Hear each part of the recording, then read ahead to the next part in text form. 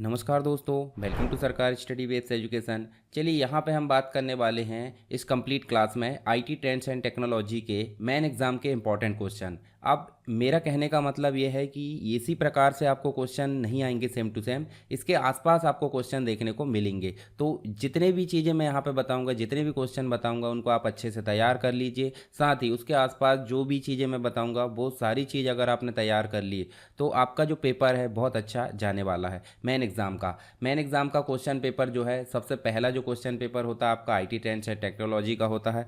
इस वीडियो को देखने के बाद यानी कि इसके इंपॉर्टेंट क्वेश्चन यहाँ पे मैं बताऊंगा पाँचों यूनिट के। इन पाँचों यूनिट के इंपॉर्टेंट क्वेश्चन देखने के बाद आप क्या करो, आप जो है कंप्लीट वीडियो को देखना। अब कंप्लीट वीडियो को देखने के लिए आपको जाना गूगल क्रोम में, और गूगल क्रोम में जाने के बाद यहाँ लिखोगे sarkarstudywaves.com और एंटर करना है। ठीक है, यहाँ पे आप जाओगे तो देखिए आपको मिलेगा कोर्स नोट्स। कोर्स नोट्स में आपको मिलेगा सेकंड ऑप्शन पीजीडीसीए या फिर पहला ऑप्शन डीसीए। तो दोनों में से जो भी आप पढ़ना चाहते हैं, जैसे मान लो मैं पीजीडीसीए पे क्लिक करता हूँ तो यहाँ पे आप देखोगे आईटी ट्रेंड्स पर आप क्लिक करोगे। ठीक है, तो इस प्रकार आप देखिए यहाँ पे आपको देखने को मिलेगा कंप्लीट वीडियो। इस वीडियो को जरूर देखें। इस वीडियो को देखने के पश्चात आप जो है यहाँ पे सारे टॉपिक दिए हैं, इन टॉपिक को आप पढ़ लेना। इसके अलावा हर एक जो आपका सब्जेक्ट है, जैसे आईटी ट्रेंड्स है, इंटरनेट एंड वेब डिज़ाइनिंग है, डीटीपी है, या इसके अलावा जो चौथा सब्जेक्ट है, उन सब के नीचे आपको जो है यहाँ पे डाउनलोड पीडीएफ मिलेगा। तो आप टॉपिक वाइज भी पढ़ सकते हैं। अगर टॉपिक वाइज कंप्लीट ना हो तो आप पीडीएफ से कंप्लीट चीज़ें पढ़ सकते हैं।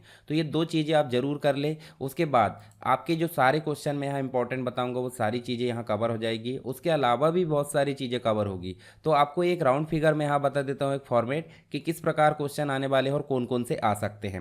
तो आप यहाँ ध्यान से देखिए, वीडियो के एंड तक आपको सारी चीज़ें क्लियर हो जाएगी। तो चलिए सबसे पहले क्वेश्चन के बारे में बात करते हैं। तो आपको टोटल मिलती 5 यूनिट। कितनी मिलती है? Total 5 unit. और 5 यूनिट में पहली यूनिट की अगर बात करें तो यहाँ मुख्य रूप से आपको देखने को मिलेगा ई गवर्नेंस। क्या देखने को मिलेगा? E governance. साथ ही आपको मिलेगा ई डेमोक्रेसी। क्या मिलेगा? ई डेमोक्रेसी। उसके बाद आपको मिलेगा पीपीपी मॉडल। ये 3 टॉपिक आपके बहुत ही ज़्यादा इंपॉर्टेंट है। कहाँ पे? पहली यूनिट में। उसके बाद एक चौथा टॉपिक जो और ज़्यादा इंपॉर्टेंट है, जिसे हम बोलते हैं साइबर क्राइम। क्या बोलते हैं? Cyber crime. तो साइबर क्राइम के अंतर्गत आपको मालवेयर है, स्पाईवेयर है, वायरस है, ये सारी चीज़ें देखने को मिलेगी। तो इन्हीं के आसपास जो है क्वेश्चन देखने को मिल जाते हैं। तो पहला क्वेश्चन देखिए यहाँ पूछा गया है कि ई गवर्नेंस के फायदे और सीमाएं बताइए। इसके फायदे क्या है और इसकी सीमाएं क्या है। तो ई गवर्नेंस क्या है ये आपको पता होना चाहिए। इसकी डेफिनेशन लिख दो। साथ ही इसके फ़ायदे लिख सकते हैं, यानी कि इसके एडवांटेजेस है, या फिर इसके उपयोग आप लिख सकते हैं। इसकी सीमाएं या कमियां या लिमिटेशन आप बोल सकते हैं। इसके अलावा देखिए ई गवर्नेंस से रिलेटेड बहुत सारे मोबाइल ऐप, बहुत सारी वेबसाइट है, ये आपको देखने को मिलते हैं। इन्हीं में से आपको दो को समझाना है, दो ऐप को समझाना। जैसे उमंग ऐप समझा सकते हैं, डिजी लॉकर समझा सकते हैं, या इसके अलावा देखिए एमपी ऑनलाइन की सर्विसेज पूछा है तो वो भी आप यहाँ पर समझा सकते हैं। इसके साथ ही नेक्स्ट जो क्वेश्चन है, देखिए ई गवर्नेंस क्या है, ये चीज़ तो आपको पता चल गई क्या है। नागरिक भागीदारी को प्रोत्साहन करने के लिए जो है सरकार के प्रयासों की व्याख्या कीजिए। मतलब नागरिक की भागीदारी ई गवर्नेंस में ज़्यादा से ज़्यादा होना चाहिए। इसका मतलब ज़्यादा से ज़्यादा लोग इलेक्ट्रॉनिक रूप से, यानी कि मोबाइल का उपयोग करके सरकारी सेवाओं का लाभ उठा सके, साथ ही सरकार की मदद कर सके। तो उसके लिए सरकार के क्या प्रयास है, इसकी व्याख्या यहाँ पर करना है। पीपीपी मॉडल जैसे मैंने बताया, पब्लिक प्राइवेट पार्टनरशिप, इसकी सेवाओं, इसके प्रकार है, इसके लाभ हानि आपको पता होना चाहिए। ई डेमोक्रेसी के बारे में आपको पता होना चाहिए। ठीक है, ई डेमोक्रेसी, साथ ही पीपीपी मॉडल तो हमने देख लिए। अब बात हो रही साइबर क्राइम की। तो साइबर क्राइम जो है आपका अनाधिकृत रूप से एक्सेस करना। उदाहरण के लिए जो क्राइम होता है वो अपराध होता है, यानी कि गैर कानूनी। अगर वो कंप्यूटर का उपयोग करके या टेक्नोलॉजी का उपयोग करके किया जाता है तो उसे हम किस श्रेणी में डाल देते हैं? साइबर क्राइम की श्रेणी में डाल देते हैं। तो इसकी विभिन्न प्रकार की श्रेणियां, जैसे कि मालवेयर होता है, स्पाईवेयर होता है, आपको ट्रोजन हॉर्स देखने को मिलता है, अनऑथराइज्ड एक्सेस देखने को मिल जाता है, वायरस देखने को मिल जाता है। सब किसके अंतर्गत आ जाते हैं? साइबर क्राइम के अंतर्गत। तो ये चीज़ें आपको पता होना चाहिए। साथ ही फिशिंग भी आ जाती है इसमें, यानी कि किसी की जानकारी को उसकी परमिशन के बगैर, मतलब एक प्रकार से उसको बुद्धू बना के उसकी जानकारी को निकालना, क्या कहलाता है? फिशिंग कहलाता है। तो इसके बारे में डिटेल में बात किया हूँ कंप्लीट वीडियो में। डिनायल ऑफ सर्विस ये रैंसमवेयर के केस में आपको देखने को मिल जाता है, यानी कि आपकी डिवाइस आपको उपयोग करने को नहीं मिलती जब तक कि आप फिरौती नहीं देते। तो इसको आपको समझाना है डिनायल ऑफ सर्विस को। इसके साथ ही ईमेल का फ्रॉड क्या होता है, मालवेयर क्या होता है। तो मालवेयर जो होता है आपका साइबर क्राइम के अंतर्गत ही है, और ये भी साइबर क्राइम के अंतर्गत। ठीक, ईमेल फ्रॉड क्या होता है, आपको बहुत सारी ईमेल जो है ईमेल बॉम्बिंग बोलते हैं जिसे, बहुत सारे ईमेल आपको अनावश्यक ऐसे आ जाते हैं जिसकी आपको ज़रूरत नहीं होती और जो आपके लिए खतरे वाले होते हैं, उनको आप ओपन करते हैं, कोई लिंक जो है आप क्लिक करते हैं तो उससे आपके साथ में फ्रॉड होने की संभावना होती है। तो इसी को हम ईमेल फ्रॉड की श्रेणी में रख देते हैं। स्पाईवेयर मालवेयर को समझाना उदाहरण के साथ। फिर देखिए यहाँ पे डिजिटल लाइब्रेरी को समझाना है। ऐसे ही आपको जो कंप्लीट आपको देखने को मिलेगी क्या, e governance related website, e governance related app, तो उनमें आपको डिजिटल लॉकर है, उमंग ऐप है, ये सारे आपको अच्छे से तैयार कर लेना है। कंप्लीट वीडियो देख लेना और कंप्लीट पीडीएफ आप पढ़ लोगे तो ये सारे टॉपिक आपके अच्छे से कवर हो जाएंगे। तो ये तो थे कुछ इंपॉर्टेंट क्वेश्चन जो कि फर्स्ट यूनिट से आपके आ सकते हैं, इनको आप अच्छे से तैयार कर लीजिए। अगर सेम टू सेम ना आए तो इसके आसपास ही आपको क्वेश्चन देखने को मिलेंगे, ये मेरी गारंटी है। अब बात करते हैं दूसरी यूनिट की। तो दूसरी यूनिट में आपको देखने को मिलता है टॉपिक ई कॉमर्स से रिलेटेड। ई कॉमर्स का मतलब हो जाता है ऑनलाइन बिजनेस। ठीक है, मतलब ऑनलाइन खरीदी, ऑनलाइन बिक्री, ऑनलाइन पेमेंट करना, ये सारी चीज़ें किसके अंतर्गत शामिल की जाएगी, ई कॉमर्स के अंतर्गत। तो इसका व्यवसाय में इसका क्या प्रभाव है इसको स्पष्ट करना है, इसके उपयोग क्या क्या है, इसके प्रकार आपको समझाना। ई कॉमर्स के 6 प्रकार होते हैं, इनको आपको समझाना है।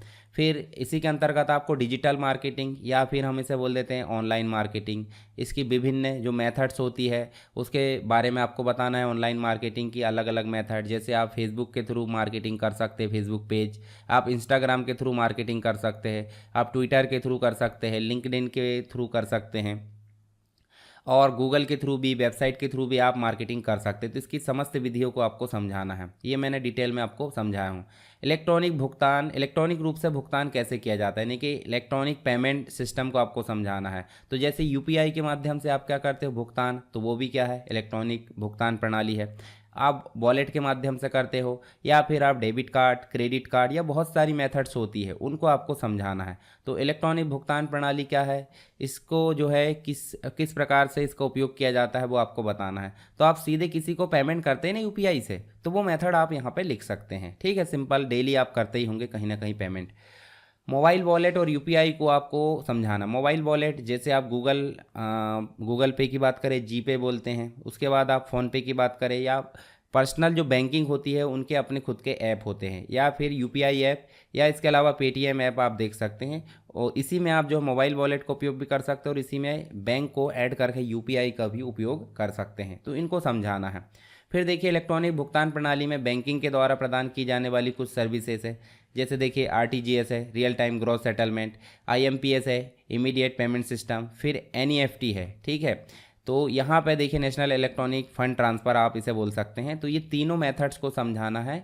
ठीक है, इनको डिफरेंट के रूप में भी समझा सकते हैं, अंतर के रूप में, और जैसे भी आपको लगता उचित। उसके बाद इंटरनेट बैंकिंग या फिर ऑनलाइन बैंकिंग या नेट बैंकिंग, इनकी सर्विसेज को समझाना, और ये क्या है इसको समझाना। ये होते हैं सेकेंड यूनिट के इंपॉर्टेंट क्वेश्चन। उसके बाद देखिए थर्ड यूनिट के इंपॉर्टेंट क्वेश्चन की अगर बात करें तो यहाँ मुख्य रूप से टॉपिक है वायरलेस कम्युनिकेशन। क्या है वायरलेस कम्युनिकेशन? वायरलेस कम्युनिकेशन का मतलब बिना तार के एक जगह से दूसरी जगह संचार। तो इसके अंतर्गत आपको मोबाइल नेटवर्क जनरेशन और इसके बहुत सारे प्रकार, जैसे टीवी है, रेडियो है, या इंटरनेट के थ्रू आप देखें वायरलेस है, तो ये बहुत सारी चीज़ें देखने को मिल जाती है। तो इसी में आपको मोबाइल नेटवर्क जनरेशन में 5G, 4G, 3G, 2G और 1G को भी आप ध्यान में रख लीजिए। आगे आने वाला है 6G, तो यहाँ पे आपको 5G तक की सारी चीज़ें समझ में आनी चाहिए ताकि आप इनको समझा सके। फिर देखिए आपको मोबाइल एडॉक और वायरलेस सेंसर नेटवर्क है, इसमें अंतर बताना है। वायरलेस नेटवर्क में बेस स्टेशन से क्या समझते हैं? बेस स्टेशन का मतलब होता है जो टावर होता है ना, जहाँ पे आपकी जो सिग्नल्स है वो रिसीव किए जाते हैं और कहीं ट्रांसफ़र किए जाते हैं, तो उसी को हम बोल देते हैं बेस स्टेशन। फिर वाईफाई और लाईफाई में अंतर बताना। वाईफाई तो आप समझ सकते हैं बिना वायर के फीडिबिलिटी, और यहाँ लाइट के थ्रू फीडिबिलिटी। ठीक है, तो इसका मतलब लाईफाई हो जाता है। क्या सिम कार्ड बदलने पर आईपी एड्रेस चेंज हो जाता है? जी हाँ, ये बिल्कुल चेंज हो जाता है। कैसे चेंज होता है इसके बारे में आपको डिटेल में लिखना है। रेडियो फ्रिक्वेंसी और सेलुलर सिस्टम, ये वायरलेस कम्युनिकेशन के प्रकार है, इनको समझाना आपको। ठीक है, ये आपको पीडीएफ में मिल जाएंगे। फिर जीआईएस, ग्लोबल जो है आपको इन्फॉर्मेशन सिस्टम के बारे में बताना है, और दूसरा आपको आईएसपी के बारे में बताना है। ये चीज़ें आपको अच्छे से पढ़ लेना है। फिर एमटीएसओ यानी कि मोबाइल टेलीफोन स्विचिंग ऑफिस के कामकाज यानी कि उसकी कार्यप्रणाली को समझाना है। आपको क्वेश्चन ऐसे भी आ सकते हैं कि निम्न को समझाइए, आईपी टेलीफोनी क्या है, या फिर इसके अलावा बीओआईपी आपको क्वेश्चन आ सकता है। आईएसपी तो हमने देख लिया, आईएमई ये जो है आपका मोबाइल का यूनिक नंबर होता है, जैसे सिम कार्ड का नंबर होता है, जीआईएस। तो ऐसे आपको इंपॉर्टेंट क्वेश्चन मिलेंगे थर्ड यूनिट में। फोर्थ यूनिट की अगर बात करें तो फोर्थ यूनिट में मुख्य टॉपिक है क्लाउड कंप्यूटिंग। क्लाउड कंप्यूटिंग क्या है, इससे आप क्या समझते हैं, इसकी सर्विसेज को समझाइए, ठीक है। बिग डेटा क्या है, एआई को समझाना है, एआई में एक्सपर्ट सिस्टम क्या है, इसको समझाना है। इसके अलावा वर्चुअल रियलिटी क्या होती है, इसके बारे में आपको पता होना चाहिए। बाईमैक्स तो आपका वायरलेस कम्युनिकेशन का टॉपिक है, वहीं आप तैयार कर सकते हैं इसे। आईओटी इंटरनेट ऑफ थिंग्स से आप क्या समझते हैं, इसके बारे में समझाना है। इसके बाद देखिए क्लाउड कंप्यूटिंग के अंतर्गत सर्विसेज होती है गूगल प्ले स्टोर और एप्पल प्ले स्टोर, इनको आप अच्छे से तैयार कर लीजिए। गूगल प्ले स्टोर तो आप डेली बेस पे उपयोग करते होंगे, हो सकता है किसी के पास में आपको एप्पल के प्रोडक्ट देखने को मिल जाएंगे, मैकबुक है या फिर आईपैड है या फिर एप्पल का फ़ोन यानी कि आईफोन, तो उसमें आपको इसका उपयोग देखने को मिल जाएगा। तो इन दोनों को समझाना है।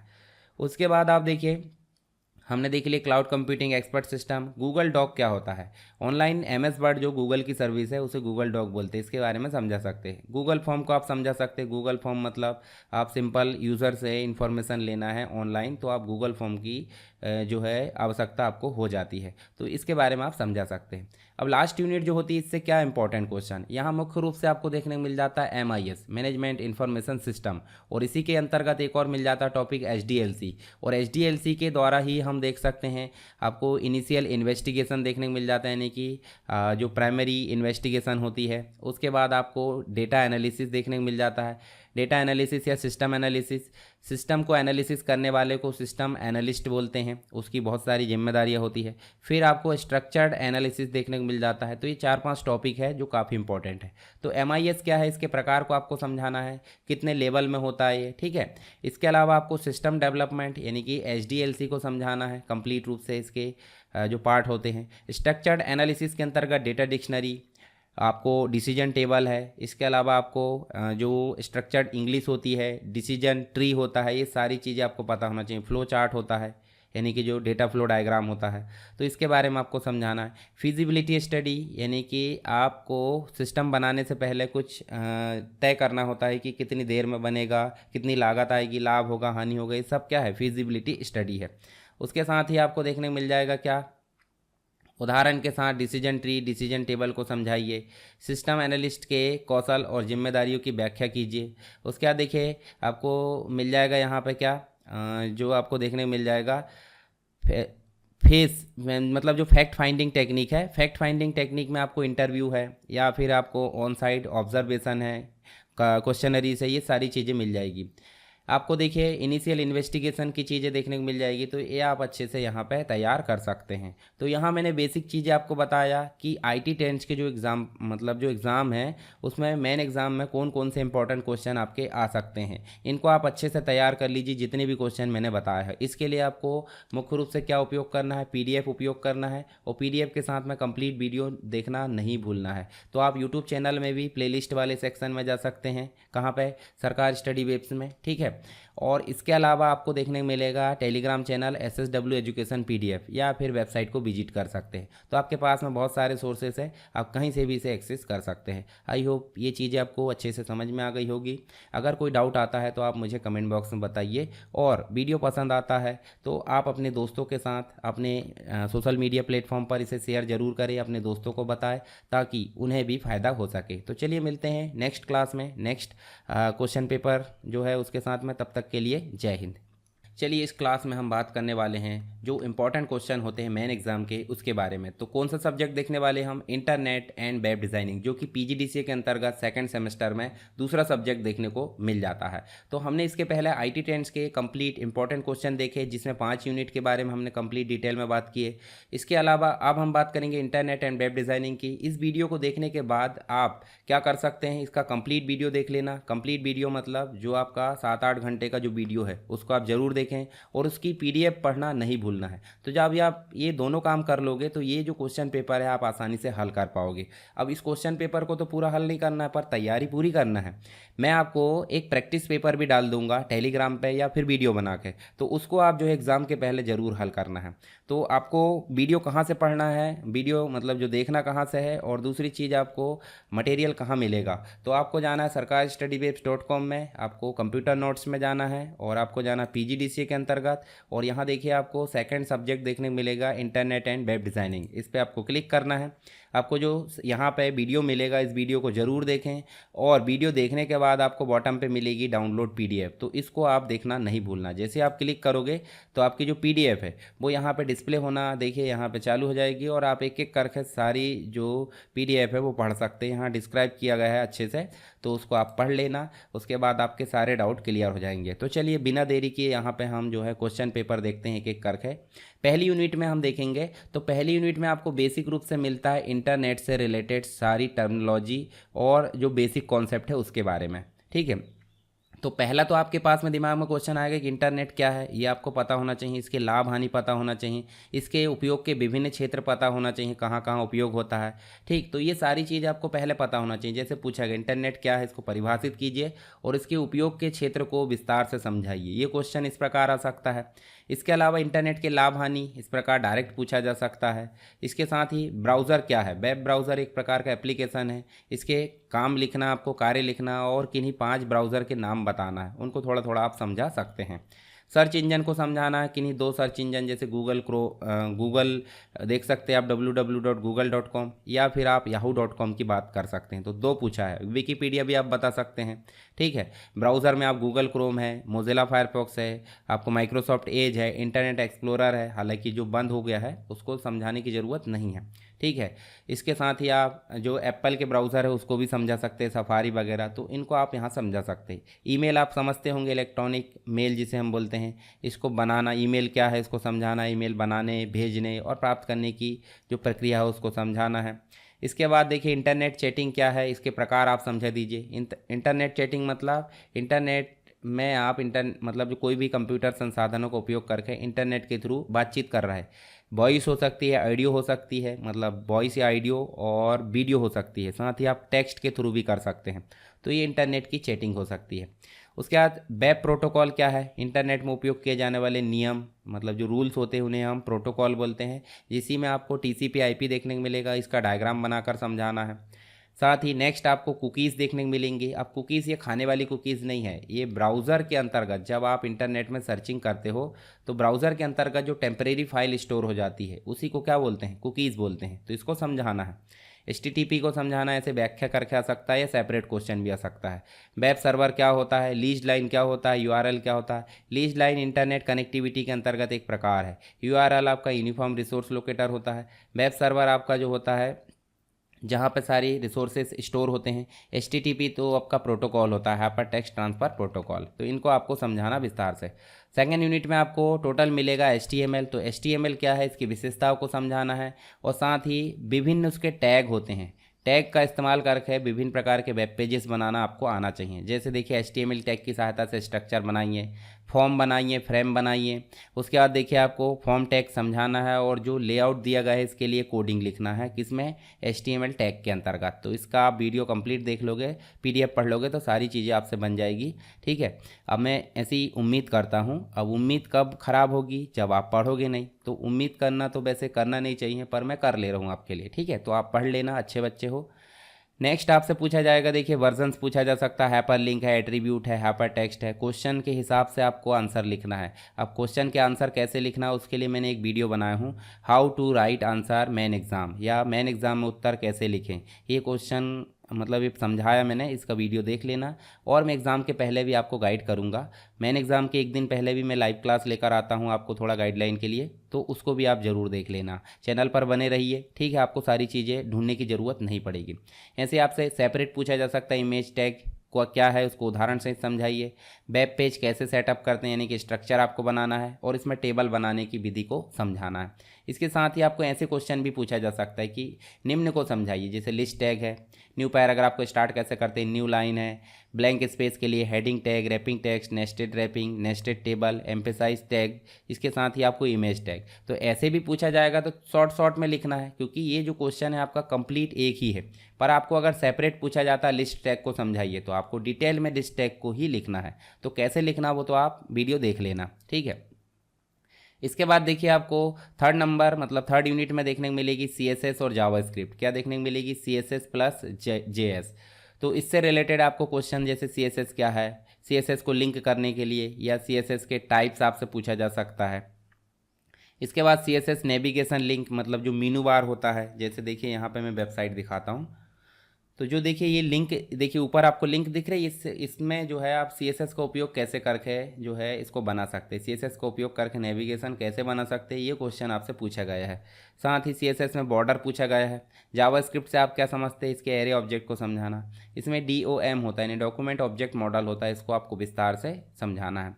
फिर एक और चीज़ होती है ब्रांचिंग और लूपिंग, जिसमें आपको क्या देखने को मिलेगा? इफ़ स्टेटमेंट, और यहाँ लूपिंग में फॉर वाला। तो ये चीज़ें आपको पता होनी चाहिए। जावास्क्रिप्ट में देखिए आपको एक कोड लिखना है जिसमें प्राइम नंबर को ज्ञात करना है, ठीक है। प्राइम नंबर है नहीं, इसका प्रोग्राम आपको यहाँ पे लिखना है। अभी प्रोग्राम आपसे बनता तो ठीक है, नहीं तो टेलीग्राम में आप देख लेना, मैं पोस्ट कर दूंगा वीडियो के नीचे। जावास्क्रिप्ट में इवेंट से आप क्या समझते हैं? इसमें किन्हीं दो को समझाना, या फिर ऐसा क्वेश्चन आएगा कि on focus, on click, on blur, on load, in events को समझाइए जावास्क्रिप्ट में। सेल्फ इन्वोकिंग फंक्शन यानी कि खुद फंक्शन को, जो फंक्शन है वो खुद को ही कॉल करेगा, खुद को बुलाएगा। तो इस प्रकार से आपको समझाना है। जावास्क्रिप्ट में एरे क्या है, इसको क्रिएट कैसे करते हैं, दिस फंक्शन क्या है, इसको समझाना है। तो ये सारी चीज़ हो गई थर्ड यूनिट की।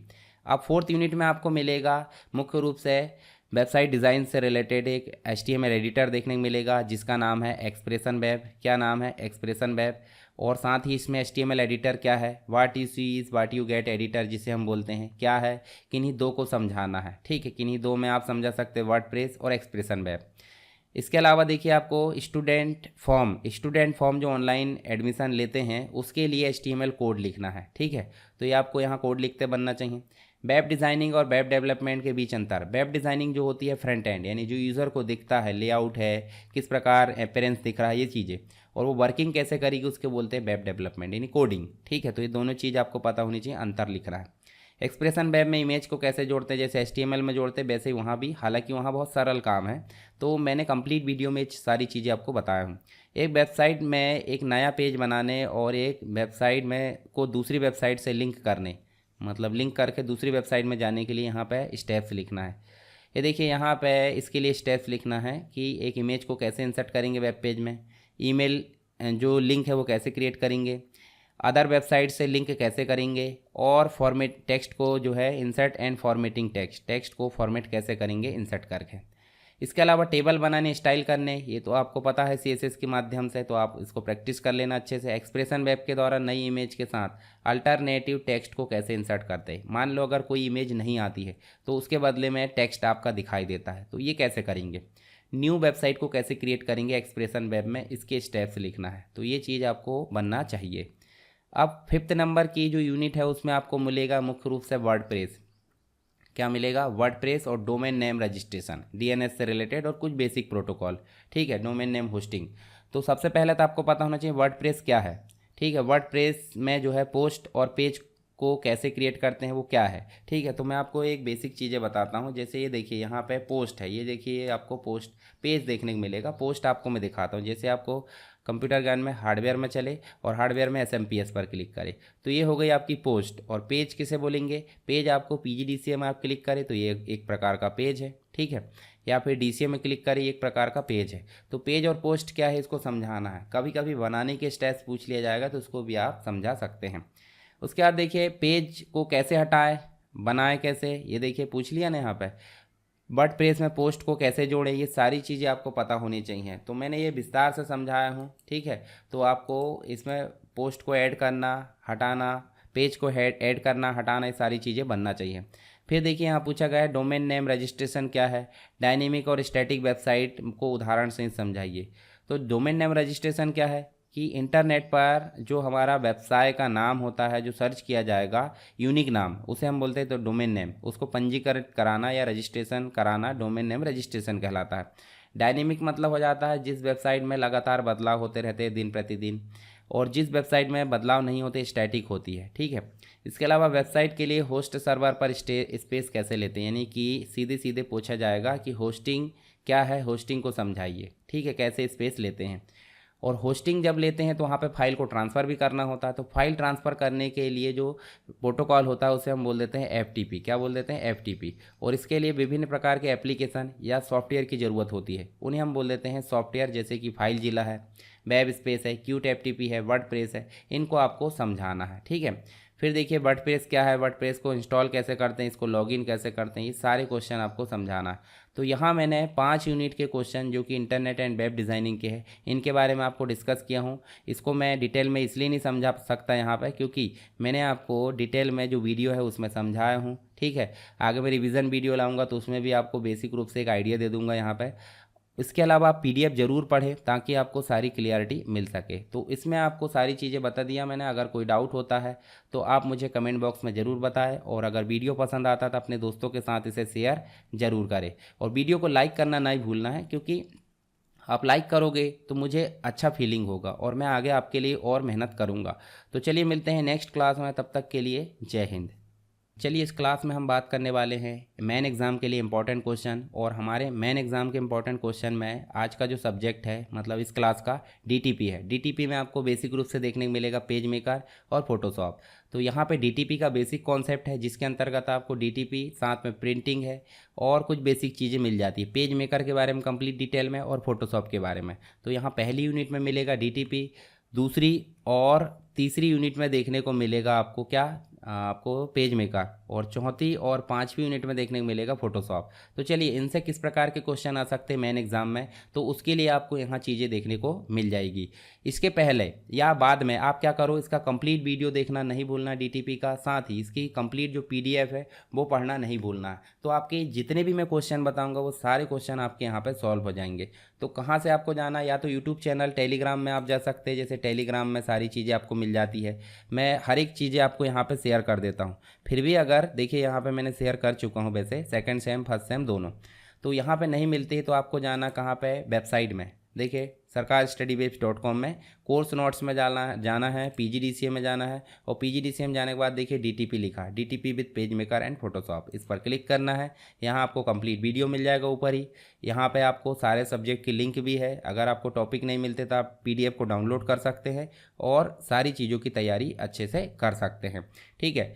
और वीडियो को लाइक ज़रूर कर दे, वीडियो पसंद आता है तो अपने दोस्तों के साथ शेयर ज़रूर करें, ताकि आपको जो है फ़ायदा होने के साथ साथ दूसरों को भी फ़ायदा हो सके। तो चलिए बात करते हैं यहाँ पे पहली यूनिट में क्या इंपॉर्टेंट क्वेश्चन हो सकते हैं मेन एग्ज़ाम के लिए।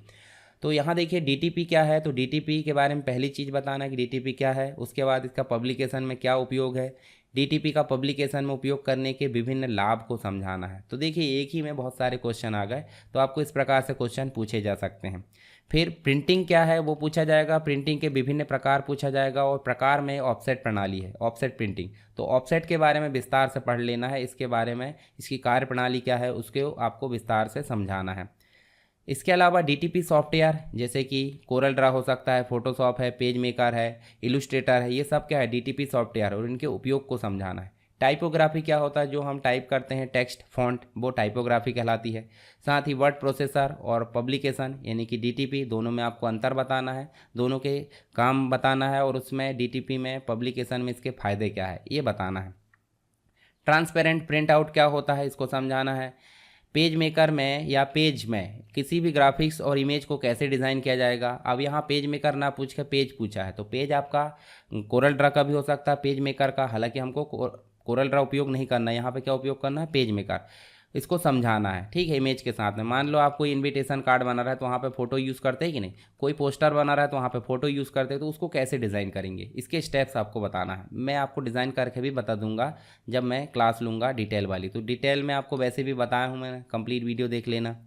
उसके बाद निम्न को समझाइए, ऐसा क्वेश्चन आ सकता है कि प्रकाशन में डीटीपी के लाभ हमने ऑलरेडी देख लिए हैं, ऑफसेट प्रिंटिंग ऑलरेडी देख ली हैं, प्रिंटिंग के प्रकार मैंने बता दिया आपको, प्रिंटिंग के प्रकार सारे पता होना चाहिए, 5-6 जितने भी है। लेज़र प्रिंटर क्या है, इसके लाभ बताना है। या फिर ऐसे देखिए, आपको प्रिंटिंग ऐसे पूछा जा सकता है, lithography, flexography, gravure printing, screen printing, offset printing, digital printing, ये सारे आपको 6 प्रकार पता होने चाहिए। तो ऐसे आपका क्वेश्चन आ सकता है फर्स्ट यूनिट में। अब सेकेंड यूनिट की अगर बात करें तो सेकेंड यूनिट में आपको पेज मेकर देखने को मिलेगा, साथ ही आपको जो है थर्ड यूनिट में भी पेज मेकर मिलेगा। तो सबसे पहले तो पेज मेकर क्या है, इसकी विशेषताएं क्या है, ये चीज़ें पता होना चाहिए। जैसे एडोब पेज मेकर की विभिन्न विशेषता, सेटिंग का वर्णन करें। डीटीपी सॉफ्टवेयर के रूप में पेज मेकर पर जो है आपको टिप्पणी लिखना है, इसके लाभ बताना है। और पिछले जो संस्करण यानी कि आप देखिए एल्डस पेज मेकर आया था 5, फिर आपको आगे देखने को मिल जाता है ये एडोब के रूप में। तो एडोब कॉरपोरेशन ने इसको अधिग्रहित कर लिया, किसको, एल्डस पेज मेकर को। तो इस कारण इसको एडोब पेज मेकर के नाम से जाना जाता है। तो हम यहाँ पढ़ते हैं क्या, 7.0 पेज मेकर, जिसका मैंने कंप्लीट ट्यूटोरियल भी बनाया हूँ, डीटीपी में आप देख सकते हैं, अलग से भी आप देख सकते हैं। ऐसे पूछा जा सकता है कि एट्रीब्यूट सेटिंग पेज मेकर में इनको समझाना है। जैसे टूल्स के बारे में डिटेल में भी पूछा जा सकता है, और शॉर्ट में 14 टूल होते हैं, उनके बारे में पता होना चाहिए। स्टाइल पैलेट पता होना चाहिए, मीनूज क्या होता है, अलाइनमेंट्स क्या होता है, ग्रिड है, गाइड है, पेज लेआउट है, फिल्टर्स है, इन सब के बारे में आपको शॉर्ट नोट्स साथ ही डिटेल नोट्स भी पता होना चाहिए, ताकि किसी भी प्रकार से क्वेश्चन आए वो आप बता सकते हैं। How to write main exam में आंसर कैसे लिखें, उसके लिए आप एग्ज़ाम जो वीडियो है वो ज़रूर देखें, ताकि उसमें आपको पता चल जाए कि किस प्रकार के क्वेश्चन में कितना आंसर आपको लिखना है। क्योंकि आपको पता है 36 पेज की आपकी कॉपी आती है, तो आपको कैसे आंसर लिखना वो पता नहीं होगा तो आपको दिक्कत हो सकती है, तो उसको ज़रूर देखें। अब पूछा जा रहा है, देखिए वर्ड प्रोसेसिंग सॉफ्टवेयर और पेज मेकर दोनों में अंतर लिखना है, तो दोनों में आप अंतर लिख सकते हैं। यहाँ पे पेज ओरिएंटेशन क्या होता है, इंपोर्ट और एक्सपोर्ट को समझाना है। आप यहाँ टेक्स्ट को भी इंपोर्ट कर सकते हैं और इमेज को भी इंपोर्ट कर सकते हैं, तो दोनों को आप समझा सकते हैं। क्वेश्चन के मतलब पूछे जाने के हिसाब से आपको आंसर लिखना है। पैलेट्स और कलर क्या होती है, रिवर्ट कमांड क्या होती है पेज मेकर में, पेस्ट मल्टीपल और पेस्ट स्पेशल क्या है। थर्ड यूनिट में भी आपको पेज मेकर देखने को मिलेगा। तो यहाँ देखिए आपको एडोब पेज मेकर में व्याख्या करना है कि पेज क्या होता है, डॉक्यूमेंट सेटअप क्या होता है, रूलर के साथ वर्क कैसे करते हैं, यूनिट का मेजरमेंट कैसे करते हैं, और कॉलम बैलेंसिंग क्या है, ये चीज़ें आपको बनना चाहिए। उसके बाद देखिए पेस्ट मल्टीपल, ये तो हमने देख लिए। OLE समझाना है, ऑब्जेक्ट लिंकिंग एम्बेडिंग, तो इसको आपको विस्तार से पढ़ लेना है, जिसे हम कहीं से कॉपी करें तो कॉपी करके कहीं पेस्ट करते ही कि नहीं, तो ये भी OLE के अंतर्गत आता है। कहीं आप ऑब्जेक्ट को इंसर्ट करते हैं, मतलब एक एप्लीकेशन में रहते हुए किसी दूसरे एप्लीकेशन के फाइल को हम अपने सॉफ्टवेयर में ले आते हैं पेज में, तो उसे भी हम किस में शामिल करते हैं, OLE में। तो ये आपको बनना चाहिए। ड्रॉप कैप क्या होता है, पेज सेटअप और फ्रेम को समझाइए। उसके बाद DTP का जो उपयोग है वो कहाँ करना है हमको, बुक्स बनाने के लिए और मैगजीन के लिए, तो इन दोनों के लिए DTP का उपयोग आपको बताना है। इसके बाद आप देखिए यहाँ पे मास्टर पेज को समझाना है। स्टोरी एडिटर क्या होता है, स्टोरी एडिटर देखिए मास्टर पेज जो होता है जब रिपीट कर रही जाती है कोई चीज़ें, तो बार बार रिपीट की जाने वाली चीज़ें मास्टर पेज होती है। तो L और R जो होती है मास्टर पेज होती है। स्टोरी एडिटर फाइंड, रिप्लेस और स्पेलिंग, ये 3 चीज़ों के लिए स्टोरी एडिटर की ज़रूरत होती है। उसके बाद टेबल एडिटर समझाना, मास्टर पेज हमने देख लिया, फ्रेम ऑप्शन, और न्यूज़पेपर और मैगजीन में पेज मेकर का उपयोग आपको समझाना है, यानी कि इसको डिज़ाइन करने के लिए पेज मेकर का उपयोग आपको समझाना है। तो ये तो बात हो गई सेकंड और थर्ड जिसमें पेज मेकर है, इसके इंपॉर्टेंट क्वेश्चन। आई होप आप ये समझ गए होंगे। इसके लिए आप PDF और वीडियो ज़रूर देखें। फोर्थ यूनिट में आपको जो है बेसिक कॉन्सेप्ट मिलेगा ग्राफिक्स से रिलेटेड और फोटोशॉप का, फिफ्थ यूनिट में भी। तो यहाँ कुछ बेसिक चीज़ें जैसे ग्राफिक फाइल को समझाना, ग्राफिक फाइल क्या होती है। जैसे मान लो आप JPG की बात करें, ठीक है, PNG की बात करें, ठीक है, GIF की बात करें, इसके अलावा आप टिफ की बात कर सकते हैं, बिटमैप की बात करें, तो ये सब क्या है, ग्राफिक फाइल फॉर्मेट है। वेक्टर और रास्टर ग्राफिक्स को समझाना। वेक्टर मतलब जो आपकी सॉफ्टवेयर में ऑब्जेक्ट से बनी होती है, रास्टर का मतलब होता है जो कैमरे से पिक्सल के रूप में बनी होती है, तो इनको समझाना। अभी क्वेश्चन डिटेल में भी आ सकता है, तो इसको आपको विस्तार से पढ़ लेना है, अंतर पढ़ लेना है, ठीक है, इनके लाभ हानि पढ़ लेना है। बिटमैप ग्राफिक्स क्या होती है, पिक्सल क्या होते हैं, कलर मॉडल बताना, कलर मॉडल डिटेल में आएगा तो वो भी समझा सकते हैं। जैसे RGB आपने सुना होगा, RGB red green blue, CMYK भी आपने सुना होगा, तो ये सब क्या है, HSB सुना होगा, ये सब कलर मॉडल है, ठीक है। तो कलर मॉडल को आपको समझाना बनना चाहिए। इमेज के साइज़ और रेजोल्यूशन से आप क्या समझते हैं, इमेज साइज़ रेजोल्यूशन को चेंज कैसे करते हैं, न्यू इमेज को कैसे क्रिएट करते हैं फोटोशॉप में, तो फोटोशॉप के अंतर्गत ये बेसिक प्रैक्टिकल है। तो देखिए वेक्टर ग्राफिक्स, रास्टर ग्राफिक्स तो डिटेल में भी पूछा जाएगा। फोटोशॉप डॉक्यूमेंट की विशेषताओं पर चर्चा कीजिए और कौन कौन इसकी विभिन्न ग्राफिक फाइल यानी कि जो JPG PNG इनको समझाना है। इसके साथ ही आप देखोगे तो एडोब फोटोशॉप में उपलब्ध विभिन्न एडिटिंग फीचर्स को समझाना, जैसे न्यू इमेज कैसे बनाते हैं, उसमें एडिट कैसे करते हैं, तो ये सारी चीज़ें आपको पता होना चाहिए। इसके बाद 5th यूनिट में पूछा जा रहा है यहाँ पे PSD, यानी कि इसका फुल फॉर्म होता है फोटोशॉप डॉक्यूमेंट, यानी कि फोटोशॉप में जो भी फाइल बनाई जाती है उसका एक्सटेंशन PSD होता है, .PSD। ठीक है, डॉक्टरेट वाला PhD मत बोल देना, ये PSD है, यानी कि फोटोशॉप डॉक्यूमेंट। इसमें लेयर और पैलेट को समझाना है विस्तार से। ठीक है, ये बेसिक मैंने फोटोशॉप में कंप्लीट चीज़ें आपको बता दी हूँ। देखिए, बेसिक मैनिपुलेशन बताना, कट कॉपी पेस्ट करना, इमेज का साइज़ को मेंटेन करना, रेजोल्यूशन घटाना बढ़ाना, ये सब मैनिपुलेशन है। मास्किंग ऑप्शन को समझाना है, यानी कि एक इमेज में जो चीज़ें एडिट करने के लिए, यानी कि इमेज को रिपेयर करने के लिए हम एक इमेज के ऊपर कुछ और लेयर रखते हैं, उसे बोलते हैं मास्किंग। और इफ़ेक्ट्स को इसको समझाना है। एडोब इलस्ट्रेटर और एडोब फोटोशॉप में अंतर बताना है। फोटोशॉप में लेयर की व्याख्या करना है, लेयर के विभिन्न एट्रीब्यूट गुणों को समझाना है। उसके बाद देखिए, आपको टूल पूछा जा सकता है फोटोशॉप में, फोटोशॉप के विभिन्न टूल। लेयर पूछा जा सकता है, फोटोशॉप की फ़िल्टर है, वर्किंग एरिया, इंटरफेस को पूछा जा सकता है। तो ये सारी चीज़ें आपकी जो है यहाँ पे देखने को मिलेगी 5वीं यूनिट में। तो यहाँ हमने DTP के कुछ इंपॉर्टेंट क्वेश्चन के बारे में बात की। इनको आप जो है कंप्लीट तैयार कर लेना। कहाँ से? फोटोशॉप, पेज मेकर और DTP के जो PDF है, जो मैंने आपको वेबसाइट, टेलीग्राम या जो आप अलग अलग सोर्सेज में देख सकते हैं, तो वहाँ पे आपको मिलेगी। वहाँ से आप ज़रूर तैयार करें और इसका कंप्लीट वीडियो देखना बिल्कुल नहीं भूलना है, ताकि आपको सारी जो क्लियरिटी उससे वंचित ना रहना पड़े, यानी कि सारी चीज़ें आपकी तैयार हो जाए। और अगर आपको वीडियो पसंद आता तो आप लाइक करें और शेयर करें, और किसी प्रकार का डाउट है तो आप मुझे कमेंट बॉक्स में ज़रूर बताएं। तो चलिए मिलते हैं नेक्स्ट क्लास में, तब तक के लिए जय हिंद। चलिए हम बात कर रहे हैं इंपॉर्टेंट क्वेश्चन जो कि मेन एग्जाम में आपको काम आने वाले हैं, और इसी श्रेणी में हम बात करेंगे यहाँ पे कौन सा subject, financial accounting with tally. अब ये देखिए, आपका तीसरा सब्जेक्ट देखने को मिलेगा। यहाँ पे DTP और टैली होता है। जो व्यक्ति DTP नहीं लेता, जो स्टूडेंट, वो टैली ले लेता है, और टैली ना लेने पर DTP। तो DTP के क्वेश्चन भी हमने देख लिए हैं। अगर आपका टैली सब्जेक्ट है तो इस सब्जेक्ट को आप ज़रूर देखें। इसके लिए आपको कंप्लीट वीडियो देखना नहीं भूलना है, और इसकी कंप्लीट PDF पढ़ना नहीं भूलना है। तो चलिए मैं दिखा देता हूँ कहाँ पर मिलेगी आपको सारी चीज़ें। एक तो आपको टेलीग्राम ज्वाइन कर लेना है, देखिए SSW एजुकेशन PDF, या फिर आप यहाँ जा सकते हैं वेबसाइट में, और आप यहाँ देखिए कोर्स नोट्स में जाकर PGDCA पर क्लिक करेंगे। sarkarstudybase.com वेबसाइट आप देख सकते हैं, इसकी लिंक आपको डिस्क्रिप्शन बॉक्स में मिल जाएगी। यहाँ पे आप DTP के साइड में टैली देखोगे, इस पर क्लिक करना है, और क्लिक करने के बाद देखिए इसका टैली का वीडियो देख लेना। इसका और डिटेल वीडियो में लाने की कोशिश करूँगा, जब तक नहीं है इसी को आप देखकर संतुष्ट हो। और यहाँ पे सारे सब्जेक्ट की जो लिंक है, उसके बाद आपको PDF डाउनलोड यहाँ से कर लेना है और इसको पढ़ लेना है। जब ये काम आपका कंप्लीट हो जाए तो ये सारे क्वेश्चन आपसे बन जाएंगे। कुछ चीज़ें और डाउट रह जाती है तो आप मुझे कमेंट बॉक्स में बताएं, मैं ज़रूर जो है इसको सॉल्व करने की कोशिश करूँगा जैसे टाइम मिलेगा। चलिए यहाँ पे हम बात करेंगे एक एक करके। 5 यूनिट होती है हमारी। 5 यूनिट में पहली यूनिट की अगर बात करें तो यहाँ पे हमको इंपॉर्टेंट क्वेश्चन, सबसे पहले तो आपको लेखांकन यानी कि अकाउंटिंग क्या है इसके बारे में पता होना चाहिए, और इसके कुछ बेसिक कॉन्सेप्ट पता होना चाहिए। तो यही पूछा गया है यहाँ पे।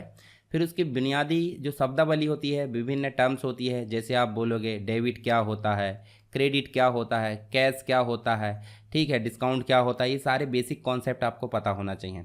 फाइनेंशियल स्टेटमेंट एनालिसिस क्या है, इससे क्या आशा है, इसको समझाइए, तो इसको डिस्क्राइब आपको करना है। टैली में आपको कंपनी फीचर्स यानी कंपनी कॉन्फ़िगरेशन को समझाना है, ठीक है, इसके बारे में आपको सारी चीज़ें। क्विटिंग टैली यानी कि टैली को बंद करने के स्टेप्स आपको पता होने चाहिए, टैली को बंद कैसे करते हैं। इसके साथ ही टैली में सिंगल और मल्टीपल यूज़र से क्या तात्पर्य है, इसको समझाइए। हो सकता है आपसे बनाते बनता बनाने के स्टेप्स आप बता सकते हैं। इसके साथ ही सेकेंड यूनिट में आपको देखने को मिलेगा इंपॉर्टेंट क्वेश्चन, टैली में ग्रुप और लेज़र को कैसे क्रिएट करते हैं। ग्रुप क्या होता है, मान लो आप कोई जो है किसी भी प्रकार का ट्रांजैक्शन करते हो, तो वो जो ट्रांजैक्शन होता है किस प्रकार की श्रेणी में जाएगा उसे ग्रुप बोलते हैं। और लेज़र मतलब हर एक एंट्री को हम क्या बोल सकते हैं, लेज़र मतलब एक प्रकार से कैश है, तो कैश एक लेज़र है, ठीक है। इसके अलावा आप बात करोगे तो जो भी आपने खर्चे की एक्सपेंस वो एक प्रकार का लेज़र है, और वो किस प्रकार का ग्रुप में जाएगा वो ग्रुप होता है। तो ये कैसे बनाया जाता है, कैसे बनाया जाता है, कैसे अल्टर किया जाता है, कैसे देखा जाता है, कैसे डिलीट किया जाता है, चारों चीज़ें होती है किसी भी टॉपिक पे, तो ये चारों चीज़ें आपसे बनना चाहिए। बाउचर से आपका क्या आशय है? बाउचर मतलब जब आप डेबिट क्रेडिट करते हैं तो उसको एक अलग कैटेगरी में डालना होता है ट्रांजैक्शन को, तो वो ट्रांजैक्शन के टाइप को ही हम क्या बोल देते हैं? बाउचर। मतलब नकदी क्या है, उधारी क्या है, ठीक। इसके अलावा आपको अलग अलग श्रेणी देखने को मिल जाती है, टोटल 9 के आसपास रहते हैं बाउचर्स। तो ये बनना चाहिए, साथ ही उसके महत्व को आपको समझाना है। उसके साथ ही गोडाउन समरी को समझाना। गोडाउन समरी रिपोर्ट, जब आप स्टॉक मेंटेन करेंगे तो गोडाउन समरी रिपोर्ट आपको यहाँ पे बनाना पड़ता है, तो इसको समझाना है। एक्साइज और एक्सपोर्ट इनवॉइस से आप क्या समझते हैं? लेखांकन में ब्याज की गणना यानी कि इंटरेस्ट कैलकुलेशन कैसे करते हैं, सरल और उन्नत मापदंडों के साथ टैली पर कैसे प्राप्त कर सकते हैं इसे, तो ये चीज़ें आपसे बनना चाहिए, इसको समझाना है। तो इनके आसपास ही आपको क्वेश्चन देखने को मिलेंगे। हो सकता है सेम टू सेम क्वेश्चन आ जाए या बदल कर क्वेश्चन आ जाए इसी को घुमाकर, तो आपको इनको तैयार कर लेना है। इसके अलावा नोट्स पढ़ोगे तो नोट्स में भी आपको और क्लियरिटी मिल जाएगी। इसके बाद थर्ड यूनिट में आपको कॉस्ट सेंटर देखने को मिल जाता है। कॉस्ट सेंटर क्या है, उसके बाद उसे बनाने, साथ ही उसे देखने, डिलीट करने, ये 3 स्टेप यहाँ से पूछा गया है। तो देखिए यहाँ पे अपडेट करने की फैसिलिटी नहीं पूछा है, तो तीनों को आपको बनना चाहिए। साथ ही अपडेट करना भी आपसे बनना चाहिए, तो ये भी पूछा जा सकता है। टैली में रेशो एनालिसिस यानी कि अनुपात विश्लेषण क्या होता है, तो अनुपात विश्लेषण को समझाना। साथ ही तलपट, जिसे हम ट्रायल बैलेंस बोलते हैं, तो इसको कैसे तैयार किया जाता है, इसकी रिपोर्ट को कैसे तैयार किया जाता है, ये आपसे बनना चाहिए। ट्रांसफ़र जर्नल को समझाना है। इसके साथ ही रिजर्व ग्रुप क्या होते हैं, रिजर्व ग्रुप होता है, इसको विस्तार से समझाना। ग्रुप मतलब मैंने बताया ना, लेज़र को किस कैटेगरी के अंतर्गत डाला जाएगा, वो कहलाता है ग्रुप। तो ग्रुप को बनाना, देखना, अपडेट करना और डिलीट करना, ये चीज़ें बनना चाहिए। और इसी में रिजर्व ग्रुप क्या है वो आपसे पता होना चाहिए। जॉब वर्क एनालिसिस क्या होता है, कॉस्ट सेंटर जो ब्रेकअप है वो क्या होता है, शॉर्ट नोट्स में समझाना आपको। लॉन्ग में भी आ सकता है, डिटेल में, तो आपसे बनना चाहिए। टैली में फंड फ्लो की व्याख्या करना है। इसके साथ ही आपको देखने को मिलेगा यहाँ पे टैली में पोस्ट डेटेड वाउचर क्या होता है, हम इसका उपयोग क्यों करते हैं, इसका आपको आंसर बताना है। परचेज वाउचर क्या होता है, सेल वाउचर क्या होता है, कॉस्ट सेंटर क्या होता है, डे बुक क्या होता है, तो ये सारी चीज़ें आपसे बनना चाहिए। डे बुक मतलब जो डेली की जर्नल एंट्री या ट्रांजेक्शन हम करते हैं, वो डे बुक के अंतर्गत आपको देखने को मिल जाती है। कॉस्ट सेंटर तो आपने देख लिए पीछे भी। सेल वाउचर और परचेज वाउचर जो होता है उधारी बिक्री के लिए सेल वाउचर, और परचेज वाउचर उधारी खरीदी के लिए, तो ये भी आपको बनना चाहिए। चलिए अब बात करते हैं फोर्थ यूनिट के इंपॉर्टेंट क्वेश्चन। टैली में स्टॉक ग्रुप और स्टॉक समरी को कैसे क्रिएट किया जाता है, कैसे बनाते हैं, अपडेट कैसे करते हैं, ये सारी चीज़ें आपसे बनना चाहिए। 4 स्टेप, मतलब क्रिएट करना, व्यू करना, अपडेट करना और डिलीट करना, ये 4 चीज़ें तो हर एक जो है फॉर्म में बनना चाहिए, चाहे वो वाउचर हो, चाहे वो आपकी लेज़र हो, चाहे और अन्य टॉपिक हो, उनमें आपको ये चारों ऑपरेशन बनना चाहिए, तब आपका जो आंसर है वो सही रूप से तैयार हो पाएगा। टैली में स्टॉक को बनाने की यानी कि स्कंद बोलते हैं, स्टॉक को बनाने की प्रक्रिया को समझाइए, तो साथ ही ये चारों ऑपरेशन आप उसमें कर लेना। इसके बाद इन्वेंट्री बुक को टैली में क्यों उपयोग किया जाता है, इन्वेंट्री बुक जो होती है जिसमें स्टॉक क्रिएट किया जाता है। टैली में जो होती है एक्सेप्शन मतलब अपवाद रिपोर्ट क्या होती है, इसको आपको जो है डिटेल में समझाना है। स्टॉक के लिए टैली में कितने प्रकार के बाउचर होते हैं, जैसे मेन हम जर्नल एंट्री करते हैं ट्रांजैक्शन, उसके लिए बाउचर होते हैं, उसी प्रकार स्टॉक के लिए भी बाउचर होते हैं। तो किसी दो को आपको विस्तार से समझाना है। अब बात करते हैं 5वीं यूनिट, तो 5वीं यूनिट में सिक्योरिटी देखने को मिल जाती है और चेक प्रिंटिंग। तो टैली में सिक्योरिटी यानी कि सिक्योरिटी सिस्टम या सुरक्षा व्यवस्था को विस्तार से समझाना, जैसे हम टैली में कंपनी को भी लॉक कर सकते हैं और टैली को भी लॉक कर सकते हैं, डबल लॉकिंग सिस्टम भी यहाँ देखने को मिल जाता है, ठीक है।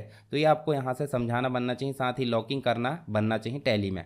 टैली ऑडिट और टैली वॉलेट क्या होता है, इसके उपयोग को समझाना है। ओडीबीसी डेटाबेस कनेक्टिविटी जो होती है, टैली के डेटा को हम जो है एक्सपोर्ट कर सकते हैं, साथ ही इंपोर्ट कर सकते हैं, तो इसके बारे में आपको विस्तार से समझाना है। साथ ही चेक प्रिंटिंग क्या होती है, चेक प्रिंटिंग के स्टेप्स आपको समझाना टैली में। इसके बाद आपको सिक्योरिटी कंट्रोल और बैकअप और रिस्टोर को समझाना है। तो कुछ बेसिक चीज़ें हैं टैली में, हमने यहाँ इंपॉर्टेंट क्वेश्चन देखे, आप इसकी पीडीएफ पढ़ लेना और इसका वीडियो देख लेना। मैं डिटेल वीडियो लाने की कोशिश करूँगा, अगर टाइम नहीं मिला तो मैं उसके लिए जो है बाद में इसकी कोशिश करूँगा, कोई दिक्कत नहीं। आप शॉर्ट वीडियो ज़रूर देखें इसका और उसकी पीडीएफ ज़रूर पढ़ें। इसके पहले वाले जो इंपॉर्टेंट क्वेश्चन के वीडियो है उनको भी आप देख लें, जैसे कि आईटी ट्रेंड के इंपॉर्टेंट क्वेश्चन की वीडियो, डीटीपी के वीडियो, अगर डीटीपी नहीं तो टैली आप देख लो, इंटरनेट के इंपॉर्टेंट क्वेश्चन के वीडियो। इसके बाद जो वीडियो है वो आपको देखने को मिलेगा मल्टीमीडिया का, जो आपका कोरल ड्रा के साथ, प्रीमियर के साथ में है। और अगर आपका ASP.NET है तो ASP.NET के इंपॉर्टेंट क्वेश्चन के वीडियो भी मैं डाल दूंगा, तो उनको आप ज़रूर देखें और वीडियो पसंद आने पर वीडियो को शेयर करें, लाइक करें और अपने दोस्तों के साथ जो है उसको डिस्कस करें। ठीक है, तो आपको कोई भी डाउट है तो आप मुझे कमेंट बॉक्स में बताइए। मिलते हैं नेक्स्ट वीडियो के साथ में, नेक्स्ट क्लास के साथ में, तब तक के लिए जय हिंद। चलिए हम बात कर रहे हैं मेन एग्ज़ाम के इंपॉर्टेंट क्वेश्चन की, और उसी की श्रेणी में हमने पीछे जो है सभी जो 3 सब्जेक्ट होते हैं हमारे, उनके बारे में इंपॉर्टेंट क्वेश्चन जो है डिस्कस कर चुके हैं, जो कि आपके 5-5 यूनिट के होते हैं। हमारा चौथा सब्जेक्ट देखने को मिल जाता है मल्टीमीडिया विद कोरल, जिसके अंतर्गत प्रीमियर भी मिलता है 1 यूनिट और 1 यूनिट मिलता है साउंड फोर्ज, यानी कि 3 यूनिट मिल जाता है कोरल ड्रा। 1 यूनिट जो 4th यूनिट है वो आपकी मिल जाती है प्रीमियर, और लास्ट की 1 यूनिट आपको मिल जाती है साउंड फोर्ज। टोटल मिलाकर 5 यूनिट होती है। तो इसी से रिलेटेड सारी चीज़ें हम देखने वाले हैं। इसके लिए जो है आप क्या करें, कंप्लीट वीडियो ज़रूर देखें इसका मल्टीमीडिया विद कोरल का, उसके साथ में इसकी PDF पढ़ना ना भूले। कोरल, प्रीमियर, साउंड फोर्ज की भी मैं डाल दूंगा कोशिश करके। ठीक है, तो चलिए यहाँ पे मैं बता देता हूँ सबसे पहले आपको PDF कहाँ मिलेगी। तो पहली चीज़ तो आपको टेलीग्राम पे यहाँ मिल जाएगी ढूंढने पर, और यहाँ पे वेबसाइट में आप जाओगे sarkarstudywaves.com में, तो आपको PGDCA में जाना है और यहाँ पे देखिए सेकंड सेमेस्टर में मल्टीमीडिया विद कोरल पर क्लिक करना है। और यहाँ आप देखोगे तो इसका देखिए वीडियो मिल जाएगा यहाँ पे। ये शॉर्ट वीडियो है, मैं डिटेल वीडियो भी यहाँ पे डाल दूंगा, तो आप देख लेना। उसके बाद आपको देखिए नीचे आप जाओगे तो डाउनलोड PDF मिलेगी, तो यहाँ से आप PDF डाउनलोड कर सकते हैं। देखिए कोरल का सेपरेट वीडियो आप देख सकते हैं डिटेल में। तो ये चीज़ें आप ज़रूर देखें ताकि आपका सारी चीज़ें कंप्लीट हो सके। अब हम बात करते हैं एक एक करके सभी इकाइयों के इंपॉर्टेंट क्वेश्चन जो आपके एग्ज़ाम के लिए काफ़ी महत्वपूर्ण रहेंगे। तो देखिए पहली इकाई में आपको देखने को मिलेगा कोरल। तो कोरल ड्रा क्या है, कोरल ड्रा के उपयोग बताना, उसके फ़ायदे नुकसान सारी चीज़ें बताना। हालांकि नुकसान तो नहीं होंगे पर फ़ायदे आप ज़रूर पढ़ लें। कोरल ड्रा की मेन विंडो को आपको समझाना, उसके पूरे वर्क स्पेस, स्क्रीन एरिया क्या होता है उसके बारे में समझाना है।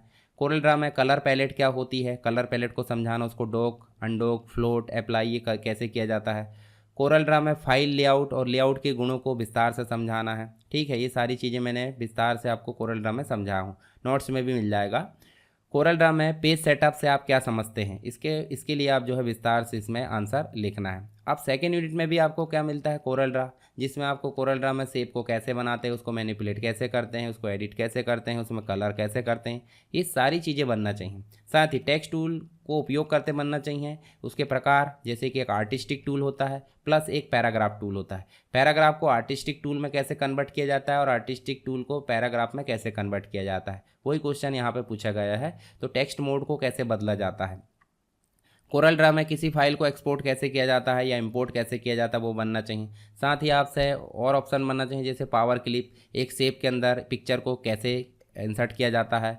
आपको इमेज की ट्रेसिंग बनना चाहिए, इमेज ट्रेसिंग क्या होती है, जिसमें पावर ट्रेस होता है, ठीक है, क्विक ट्रेस भी होता है। इसके अलावा देखिए यहाँ पे आपको कोरल ड्रा में इंटरसेटिंग, डुप्लीकेटिंग और क्लोनिंग ये कैसे किया जाता है। क्लोनिंग मतलब कोई शेप को डुप्लीकेट बनाना, परंतु मेन शेप अगर डिलीट हुआ तो दूसरा भी आपका हट जाता है। पर डुप्लीकेट में क्या होता है, डुप्लीकेट हो गया, इसको डिलीट भी कर दो तो कोई दिक्कत नहीं, तो डुप्लीकेट बना। इंटरसेटिंग मतलब 2 शेप को ऐसे लाए हैं, तो इंटरसेटिंग मतलब 2 शेप को किस प्रकार आपको कंबाइन करना है, सेव करना है, वो आपसे बनना चाहिए। तो कंबाइन भी बनना चाहिए यहाँ पे। कोरल ड्रा में ग्रिड लाइन क्या होती है, उसको न्यूनतम दूरी कैसे निर्धारित करना चाहिए, ग्रिड लाइन। साथ ही गाइडलाइन आपसे पूछा जाएगा। कोरल ड्रा में इमेज को किस प्रकार ट्रेस किया जाता है, मतलब कोई इमेज है उसको अगर बिटमैप से हमको वेक्टर बनाना है तो उसके लिए होता है इमेज ट्रेसिंग, तो ये आपसे बनना चाहिए। फिर फिल ऑप्शन पूछा है, कलर और फिल के अलग अलग प्रकार होते हैं। इंटरैक्टिव फिल टूल होता है, स्मार्ट फिल टूल होता है, मेश फिल टूल होता है, तो अलग अलग कैटेगरी में होते हैं। इसी में यूनिफॉर्म होता है, फाउंटेन होता है, ठीक है। इसके अलावा कुछ वेक्टर पैटर्न हो सकते हैं, तो ये सारी चीज़ें आपसे बनना चाहिए। ऑब्जेक्ट ग्रुप करना, ऑब्जेक्ट को ग्रुप करना, मान लो एक ऑब्जेक्ट है और दूसरा ऑब्जेक्ट है, दोनों को आपको ग्रुप करना है, तो इसके लिए ग्रुपिंग होती है और अनग्रुपिंग। कंबाइन करना मतलब दोनों को कंबाइन करके एक बनाना, इसको बोलते हैं कंबाइन करना। दोनों में आपको अंतर बताना है। देखिए ग्रुप करते दोनों जुड़ते हैं, पर कंबाइन करने में शेप बदल भी जाता है। टेक्स्ट के साथ मास्किंग कैसे करते हैं, यानी कि टेक्स्ट आपने लिखे हैं उसको आप जो है उसमें इमेज लाना या इमेज के ऊपर टेक्स्ट को आपको मास्किंग करना, ये आपको समझाना है। ऐसी ऑब्जेक्ट के साथ मास्किंग आप समझा सकते हैं। मास्किंग मतलब चेहरे के ऊपर चेहरे, यानी ऑब्जेक्ट के ऊपर ऑब्जेक्ट को रखना या टेक्स्ट के ऊपर दूसरे किसी टेक्स्ट को मास्क करना। इसके अलावा 4th यूनिट में आपको देखने को मिलेगा एडोब प्रीमियर। तो एडोब प्रीमियर के अंतर्गत आपको बेसिक बनना चाहिए कि एडोब प्रीमियर क्या है, इसको समझाइए। एडोब प्रीमियर का स्क्रीन एरिया को समझाइए। न्यू प्रोजेक्ट कैसे बनाते हैं, फाइल को इंपोर्ट कैसे करते हैं, उसके बाद देखिए इसके अलावा वीडियो को एडिट करने के लिए किन्हीं 5 टूल को लिखना है। 5 टूल क्या हो सकते हैं, देखिए आपका सिलेक्शन टूल हो सकता है, रेजर टूल हो सकता है, उसके अलावा आपका टेक्स्ट टूल हो सकता है, पेन टूल हो सकता है, सेव टूल हो सकता है। तो ये 5 टूल तो वैसे ही हो गए, इनको विस्तार से पढ़ाया हूँ मैंने एडोब प्रीमियर में, आप उसको देख लीजिए, उसमें आपको सारी चीज़ें मिल जाएगी। कलर करेक्शन क्या होता है, वीडियो स्पीड का एडजस्टमेंट क्या होता है, वीडियो स्पीड जो है टाइम रीमैपिंग कैसे करते हैं, ये सब चीज़ मैंने बताया हूँ। एडोब प्रीमियर में वीडियो में टाइटल जोड़ना, लोअर थर्ड जोड़ना, ये सारी चीज़ें मैंने बताया, इसमें आप जोड़कर देखिए और उसके आंसर को आप लिख सकते हैं। साथ ही एडोब प्रीमियर में आपको जो है नया प्रोजेक्ट बनाना, ऐसे भी क्वेश्चन आएगा। क्लिप को इंपोर्ट करना, नया सीक्वेंस बनाना, सीक्वेंस में क्लिप को जोड़ना और मीडिया को एक्सपोर्ट करना, ये भी आपको शॉर्ट नोट्स आ सकती है या फिर डिटेल में भी आपसे इस प्रकार के क्वेश्चन पूछे जा सकते हैं। एडोब प्रीमियर में ट्रांजिशंस पैनल को समझाइए, इफेक्ट कंट्रोल पैनल को समझाइए। तो चलिए मैं आपको पहले कोरल ड्रा के दर्शन करा देता हूँ। कोरल ड्रा मैंने विस्तार से पढ़ाया हूँ, उसको आप देख लेना वीडियो को। और यहाँ देखिए जो पहले हम 3 यूनिट कोरल ड्रा देखेंगे और उसके बाद बाकी की बची जो यूनिट है वो प्रीमियर की रहती है और साउंड फोर्ज की रहती है। तो यहाँ देखिए आपको कोरल ड्रा के अंतर्गत टूल बॉक्स का कंप्लीट डिटेल में वर्णन आपको बनना चाहिए। प्रॉपर्टी बार है, उसके अलावा टूल बार है, मीनू बार है, साथ ही कलर पैलेट आपसे बनना चाहिए। इसके अलावा आपको देखिए यहाँ पे कुछ बेसिक चीज़ें जैसे कंबाइन ऑप्शन आपको देखने को मिल रहा है, जैसे 2 शेप लाते हैं और दोनों शेप को आप ऐसे ड्रॉ करके जोड़ते हैं तो उसे हम बोल देते हैं कंबाइन। ठीक है, जैसे जोड़े तो देखिए कंबाइन है। साथ ही शेपिंग भी मिल रहा है, देखिए बेल्ट है, साथ ही ट्रिम है। इसके अलावा देखिए आपको इंटरसेक्टिंग मिल रहा है, इसके अलावा सिंप्लीफाई, ये सारे ऑप्शन आपसे बनना चाहिए। इसके अलावा ऑब्जेक्ट में जाओगे तो ग्रुपिंग भी बनना चाहिए। तो ये तो बेसिक चीज़ें हो गई कोरल की, आप इसको समझ सकते हैं। साथ ही पेज लेआउट अगर देखना तो देखिए पेज लेआउट है। एडोब प्रीमियर की अगर बात करें तो हम यहाँ प्रीमियर को स्टार्ट करते हैं। प्रीमियर में आप देखोगे तो प्रीमियर में आपको बेसिक चीज़ें देखने को मिलेगी 1 यूनिट के अंतर्गत। तो मैंने हालांकि डिटेल में समझा दिया हूँ, तो आप अगर कंप्लीट में इसको पढ़ लेंगे तो आपको और विस्तार से चीज़ें देखने को मिल जाएगी। जैसे देखिए यहाँ पे प्रोजेक्ट नंबर 14 हमने यहाँ पे करे हैं, तो यहाँ देखिए आपको यहाँ इफेक्ट देखने को मिल रहा है जिसमें वीडियो ट्रांजिशन इफेक्ट बोला गया है। और इफेक्ट कंट्रोल मतलब जैसे आप कोई चीज़ सेलेक्ट करते तो इफेक्ट कंट्रोल आ जाता है, इसको भी आपको समझाना है। ठीक है, तो ये चीज़ें हो गई आपकी किसकी, एडोब प्रीमियर की। न्यू सीक्वेंस कैसे बनाना, सारी चीज़ें। 5th यूनिट में आपको साउंड फोर्ज देखने को मिल जाता है। जो देखिए एडोब प्रीमियर आपका वीडियो एडिटिंग सॉफ्टवेयर है और साउंड फोर्ज आपका साउंड एडिटिंग सॉफ्टवेयर है, तो इसको बनना चाहिए आपसे। ठीक है, समझाते हैं साउंड फोर्ज क्या है, इसको समझाइए। इसमें कोई भी क्लिप को प्ले कैसे करते हैं, तो साउंड फोर्ज स्टार्ट कर लेते हैं। साउंड फोर्ज को स्टार्ट करेंगे, देखिए यहाँ 15 नंबर का है प्रो, और इसमें हम जो है कोई भी क्लिप को ओपन कैसे करते हैं, ओपन बटन से। ऐसे हम जो है यहाँ से सिलेक्ट करेंगे तो प्ले हो जाएगा। यहाँ से शुरू से प्ले करना है तो यहाँ देखिए शुरू से प्ले कर सकते हैं। तो कुछ बेसिक चीज़ें हैं, ऐसे कट कॉपी पेस्ट करना, इसमें जो इफ़ेक्ट है वो डालना, नॉइज़ हटाना, नॉर्मलाइज करना, ये सारी चीज़ें हो जाती है किसमें, जो साउंड फोर्ज है उसके अंतर्गत। जैसे साउंड फोर्ज में बेसिक एडिटिंग को विस्तार से समझाइए, कट कॉपी पेस्ट मिक्स करना। साउंड फोर्ज में यूज़र इंटरफेस जो सामने हमारी विंडो आ रही है उसको समझाना है। कॉपी करना, पेस्ट करना, क्रॉप करना, मिक्स करना और नॉइज़ को कम करना। इसके अलावा साउंड फोर्ज में साउंड को कैसे रिकॉर्ड किया जाता है, नॉर्मलाइज़ कैसे किया जाता है, रिकॉर्ड यहाँ से किया जाएगा। और नॉर्मलाइज़ करने के लिए आप जाओगे कहाँ पे, प्रोसेस में, तो देखिए नॉर्मलाइज़ लिखा है। ठीक, तो इस प्रकार आपका साउंड फोर्ज के इंपॉर्टेंट क्वेश्चन भी हमने देख लिए। तो ऐसे हमारे जो है multimedia with coral, sound forge और प्रीमियर, इसके इंपॉर्टेंट क्वेश्चन यहाँ पे हो गए 5 यूनिट के। इन क्वेश्चन को आप अगर अच्छे से तैयार कर लेते हैं तो आपका एग्ज़ाम बहुत अच्छा जाने वाला है। तो इनके आसपास ही क्वेश्चन मिलेंगे, इनसे बनते क्वेश्चन मिलेंगे। तो चलिए यहाँ पे आपको वीडियो पसंद आया होगा, वीडियो पसंद आया तो लाइक ज़रूर करें और शेयर करें। ठीक है, और वीडियो कंप्लीट ज़रूर देखें, यहाँ पर PDF पढ़ना ना भूलें। और इसके अलावा अगर कोई डाउट है तो आप कमेंट बॉक्स में ज़रूर बता सकते हैं। तो चलिए मिलते हैं नेक्स्ट क्लास में, तब तक के लिए जय हिंद। चलिए यहाँ पे हम बात करने वाले हैं मेन एग्जाम के लिए इंपॉर्टेंट क्वेश्चन, और सब्जेक्ट का नाम है प्रोग्रामिंग विद ASP.NET। इसके पहले हमने बहुत सारे इंपॉर्टेंट क्वेश्चन देख लिए हैं अलग अलग सब्जेक्ट के। उन सब्जेक्ट को आप ज़रूर देख लें, उन वीडियोस को, ताकि आपको सारी चीज़ें क्लियर हो जाए। और इस वीडियो को देखने के बाद आप क्या करोगे, इसका कंप्लीट वीडियो ज़रूर देखना है। साथ ही कंप्लीट वीडियो के साथ में इसकी PDF आप पढ़ लेना, क्वेश्चन बैंक वाली PDF या जो नॉर्मल PDF है वो भी मैं डाल दूंगा, तो उसको आप ज़रूर पढ़ें ताकि ये सारे क्वेश्चन आपसे बन जाए। तो कैसे देखना है PDF और वीडियो को, तो आपको सीधे चलना कहाँ पे, टेलीग्राम पर। टेलीग्राम में आपको वीडियो की लिंक और PDF मिल जाएगी। अगर आप नहीं ढूंढ पा रहा है तो आप चले वेबसाइट में सरकारstudywaves.com में, और यहाँ आपको जाना है कोर्स नोट्स में, PGDCA। या आप बीसीए कर रहे हैं, बीसीए में भी ये सब्जेक्ट मिलेगा, एमएससी में भी, तो वहाँ पे भी आप देख सकते हैं। तो ये देखिए सेकंड सेमेस्टर में आपको मल्टीमीडिया विद कोरल प्रीमियर मिलेगा। तो अगर ये सब्जेक्ट नहीं है तो आपका क्या है, प्रोग्रामिंग विद ASP.NET। जैसे आप इस पर क्लिक करोगे तो यहाँ आपको मिलेगा कंप्लीट वीडियो और उसके बाद इसके टॉपिक मिल जाएंगे। हालांकि नहीं है तो आप PDF को डाउनलोड कर लेना और यहाँ से PDF पढ़ सकते हैं। तो चलिए, ये तो बात हो गई बेसिक जानकारी। हम इंपॉर्टेंट क्वेश्चन देख लेते हैं। तो पहली यूनिट यानी टोटल 5 यूनिट में से पहली यूनिट के इंपॉर्टेंट क्वेश्चन क्या है कि आपको बेसिक रूप से जो HTML है, जैसे इंटरनेट एंड वेब डिज़ाइनिंग में आपने क्या देखे HTML, तो HTML कंप्लीट बनना चाहिए। HTML क्या है, उसके फ़ायदे नुकसान, उसके विशेषताएं, साथ ही उसके पूरे टैग आपसे बनना चाहिए। पूरे टैग से मतलब कंप्लीट टैग अगर बन जाएंगे तो देखिए यहाँ पूछा क्या है, HTML कोड को लिखना है जिसमें जो स्टूडेंट है उसके नाम, रोल नंबर या फिर इसके बाद जो नंबर है, साथ ही कुल अंक है, इसका टेबल बनाना। मतलब सीधे सीधे बोला जाए तो टेबल के लिए HTML कोड पूछा गया है जिसमें फील्ड भी उसने बता दिया है।